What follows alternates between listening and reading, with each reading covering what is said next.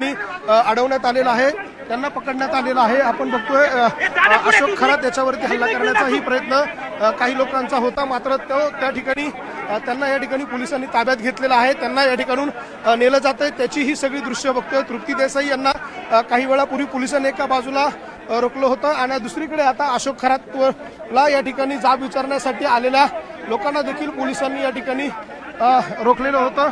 त्यांनाही आपण विचारलं। जो आम्ही मिरगावला गेलो होतो, आम्ही तिथल्या नागरिकांना प्रत्येक घराघरात जाऊन भेटलो। दिवसभर मी मिरगावमध्ये होतो।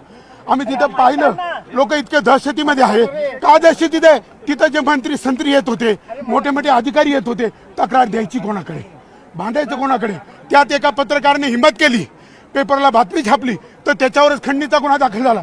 आणि तेव्हापासून नाही, आता आमची मागणी अशी होती, तर आमचं एकच म्हणणं होतं की जनतेचा जो संताप आहे, गोरगरीब महिला त्यांचं त्याने शोषण केलं, भावनांशी खेळला, कुणीतरी दुःख आहे, कष्ट आहे, कुटुंबामध्ये कटकट आहे म्हणून त्याच्याकडे जात होते आणि तो त्याचा फायदा घेऊन त्यांचं लैंगिक शोषण करत होता।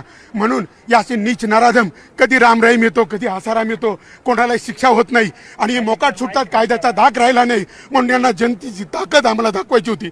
जर संधी मिळाली असती तर त्या कानफळात वाजवायचं होतं, आम्हाला दाखवायचं होतं या महाराष्ट्रात, शिवरायांच्या महाराष्ट्रात, डॉक्टर बाबासाहेब आंबेडकरांच्या महाराष्ट्रामध्ये असा नालायक नीचपणा कधी सहन केला जाणार।